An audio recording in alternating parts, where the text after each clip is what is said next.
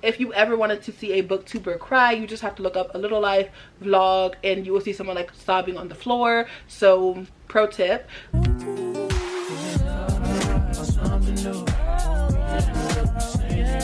Alright, hey guys, it's Jocelyn and welcome back to my channel, Jocelyn Reads. And today I am going to be talking to you guys about the books that I want to read in June.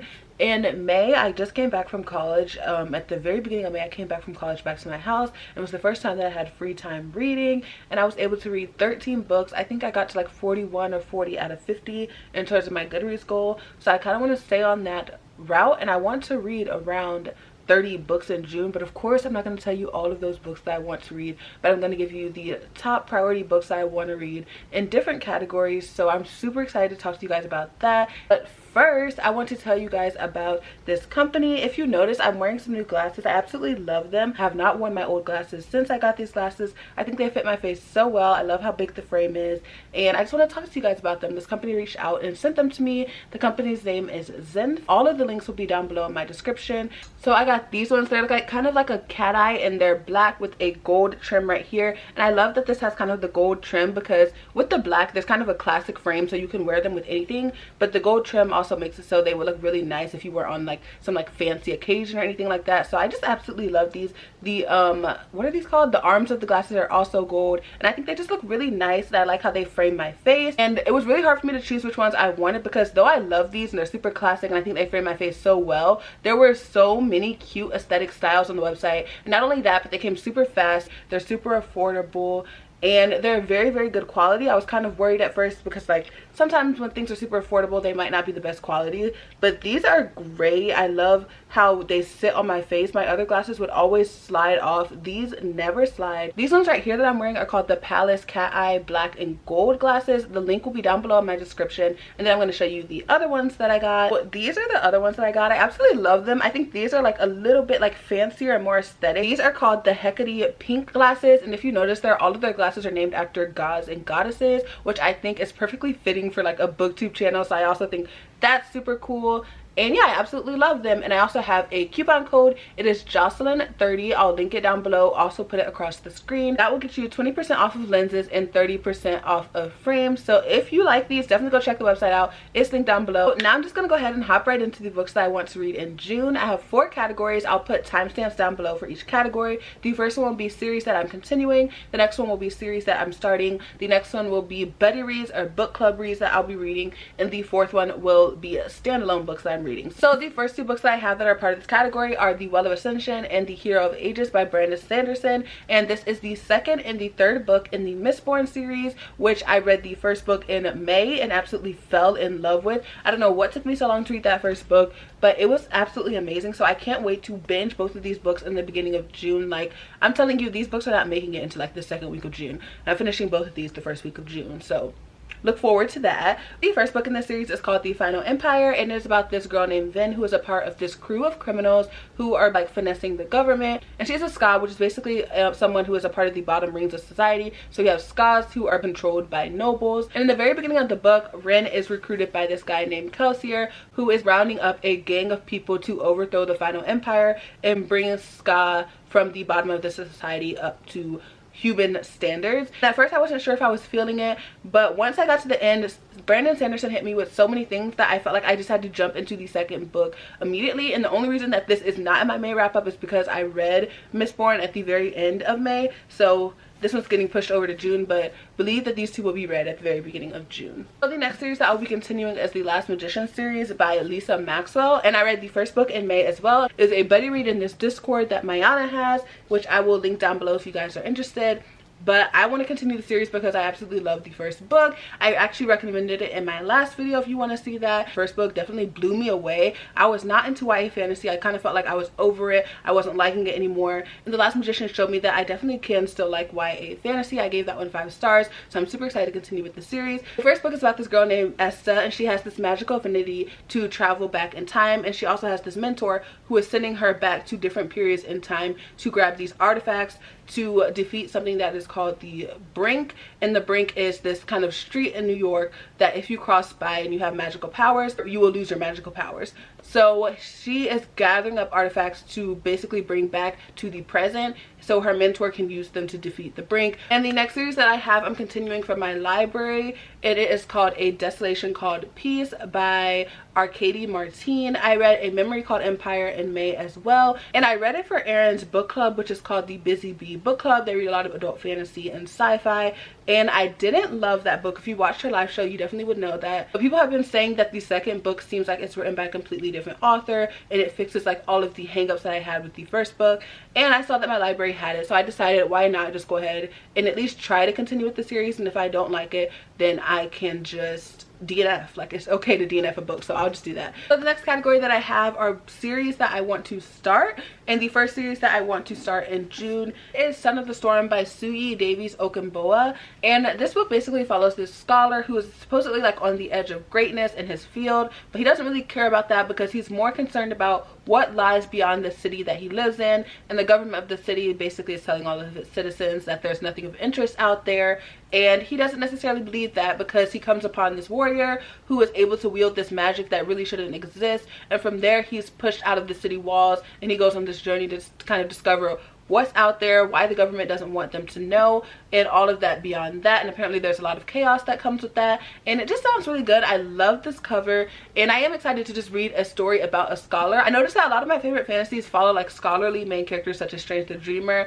and things that are surrounding like libraries and things like that. I don't know what it is about that specific subset of fantasy books, but I just eat it up. So I'm excited to see it in this setting. I've never read an adult fantasy, like kind of high fantasy, that features a scholar, so I think that will be really interesting to read, and I think that it'll kind of tick off all of my boxes because I do love high fantasy. The next series that I want to start is I don't even know the name of this series either, but I know that the first book is called These Violent Delights, and the second book either comes out this year or next year. I can't even remember. And I got this book from my library, which is why it's super shiny, because it has like the little covering on it, so excuse that. It's taken me a while to actually pick it up because I've seen a few mixed reviews, and I heard that this is not really focused on the romance, which was the one thing that was kind of pulling me into the book to begin with, because it's a Romeo and Juliet retelling. Now, this book kind of reminds me of a YA version of maybe Jade City by Fonda Lee, because it follows two gangs that are trying to control one city, and Juliet, our female protagonist, is the heir to one gang, and Roma, our male protagonist, is her rival heir. And apparently there's this like contagion that is spreading throughout the city, and Juliet and Roma have to come together to contain it and keep their city safe, despite the fact that they're rivals. And also Roma is apparently Juliet's first love that betrayed her. So there's a lot going on there, and I think that it'll be really nice to see in terms of like family ties and family relationships and stuff like that. So the next series that I want to start in June is Dune by Frank Herbert. This book, I do not know what it's mostly about because I've actually actively avoided reviews and seeing people talk about this book, because it's such like a well-acclaimed book and a really popular book that I feel like there's a lot of opinions, and some of them are super polarizing, and I just want to have my own opinion about this book. And all I know about it is that it's sci-fi. It's like basically a classic sci-fi. It follows this guy named Paul who is trying to bring to fruition humanity's like most unattainable dream, and I don't know what exactly that is. It doesn't tell me on the back of the book, but I think it has something to do with environmentalism and things like that, and I think that this will just have a lot of good themes and whatnot. I do want to read more sci-fi, especially adult sci-fi. So the next category that I have that I want to read from is like buddy reads and book club books. So the first two that I have on top of my stack are buddy reads, and they're both with Mayana from Mayana Reads. The first one that I'm going to be buddy reading with her is The Institute by Stephen King. Both of us are super big X-Men fans. We are like the only X-Men fans out there. Not really, but I feel like X-Men doesn't get the credit that it deserves. So when I meet someone who loves X-Men as much as I do, I'm just super excited. And this book basically follows this boy named Luke, who in the middle of the night is taken from his bed by his parents and put into this black SUV, and he wakes up at this place called the Institute, and he finds that he and all the other kids that are at this institute all have magical powers. And the Institute is a place that is trying to find the source of all of these kids' powers. So it's not necessarily trying to teach them how to use their powers. It's much more sinister than that. They are basically forced to go along with what the school is telling them to do and help them find the source of their powers, or they are punished. And this follows Luke's adventures there, as well as his attempts to escape from this like really sinister school that he's been placed in. This one is To Sleep in a Sea of Stars by Christopher Paolini. So this book follows this girl named Kira, whose job is to be a part of this crew and survey uncolonized planets.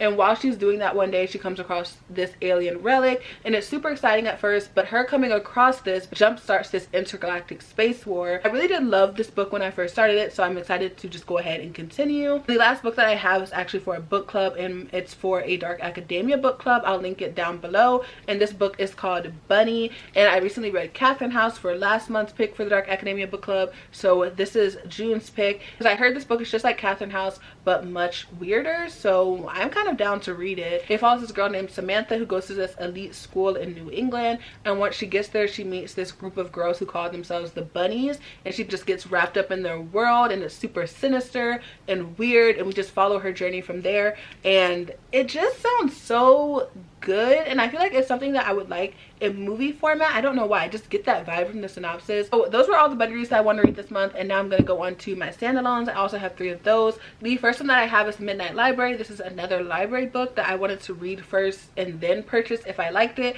and so this book is by Matt Haig, which is a well-beloved author on BookTube. I've never read one of his books before, so this will be my first one, and it follows this girl named Nora who visits this midnight library, and every book has like a different outcome of her life depending on the path that she has taken and choices that she has made. And so she is in this library, I guess, reading these different books and determining which choices to make to end up with the life that she would want. And this book just sounds so interesting to me. It's just very niche and just something that I would love. I love any type of setting where things can change at the drop of a dime. Basically books like Middle Game and The Last Magician, where one little mistake in the past can change the whole outcome of what the world is like after it. In this case, I think will be interesting because this is solely focused on one person's life, so it doesn't necessarily change the entire world, but it changes Nora's world. So I just think it'll be really interesting. I think it'll be pretty character driven, which I really like. The next standalone that I have is also from my library, and it's called The Once and Future Witches by Alex E. Harrow, and I know that this person is also the author of the 10,000 Doors of January, which is compared to Strange the Dreamer a lot, so that's why I wanted to read this book, because I love Strange the Dreamer.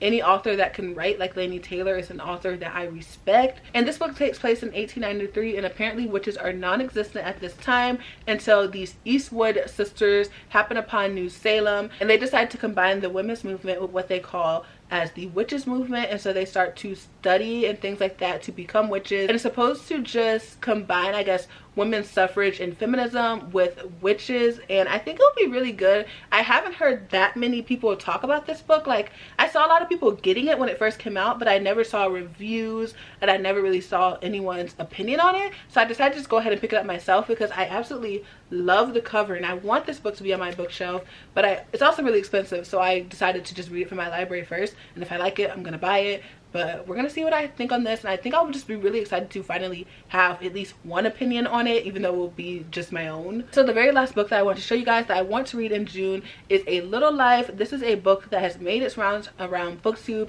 If you ever wanted to see a booktuber cry, you just have to look up A Little Life vlog and you will see someone like sobbing on the floor. So pro tip, I think I definitely will cry reading it because I don't know, I'm someone who cries easily just reading books or watching movies or watching TV shows. Every single episode of Grey's Anatomy that exists, I have cried to the episode, just know that. So I don't think it'll be very hard for this book to make me cry, but I'm just not going to do a vlog of me doing it. And basically this book follows 4 classmates that are super close, but they all have like these things that make them broken, and Jude is the one classmate that kind of is the glue that holds all 4 of the classmates together. And Jude apparently is the most broken of them all. He has things from like a traumatic childhood to adulthood.